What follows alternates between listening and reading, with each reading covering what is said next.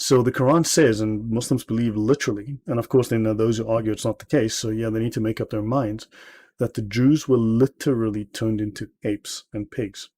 The Jews breached the sanctity of the Sabbath, according to Tafsir ibn Kathir. Be you monkeys, despised and rejected, means Allah changed their bodies into those of monkeys and swines. The young people turned into monkeys, the old turned into pigs. Shayban an-Nah blah blah blah reported that we said to them, be ye monkeys, despised and rejected. These people were turned into howling monkeys with tails after being men and women.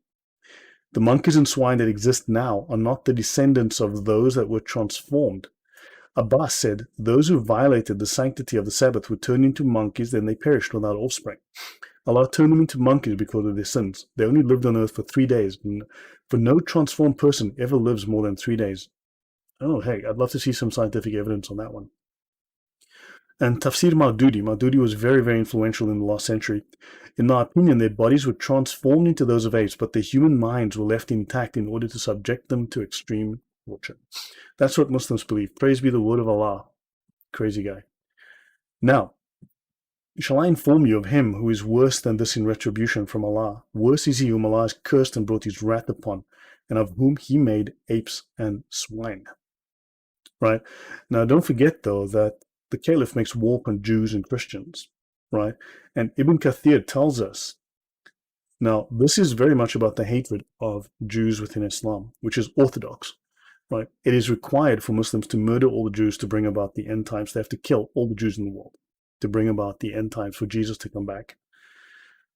Yeah, fighting the Jews, Ibn Kathir tells us in Quran 9:30, fighting the Jews and Christians is legislated in the Sharia because they are idolaters and disbelievers. Allah the Exalted encourages the believers to fight the polytheists, the disbelieving Jews and Christians who uttered this terrible statement and utter lies against Allah the Exalted. The Jews claim that Uzair was the son of God, which there is no evidence of that, absolutely none. They claim that Uzair was the son of God. Allah is free of what they attributed to him. Well, we'd love to see where that was said. As for the misguidance of Christians over Isa, it is obvious. This is why Allah declared both groups to be liars. So if Allah has declared that Jews and Christians are liars, they must be fought and they must be killed for being liars. Well, what are Muslims supposed to do? Understand, this is a serious problem. Abu Hurairah reported Allah's messenger saying the last hour would not come unless the Muslims fight against the Jews and the Muslims would kill them until the Jews would hide behind a stone and a tree. And a stone or a tree would say, Muslim, or servant of Allah, there's a Jew behind me, come and kill him. But the tree Garka, the box thorn, would not say, for it is the tree of the Jews. That's Sahih Muslim, book 41, hadith 6985.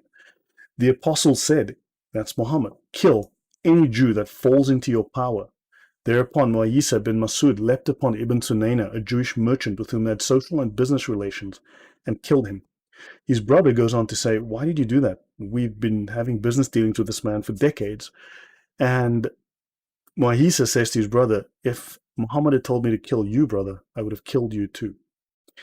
And of course, the brother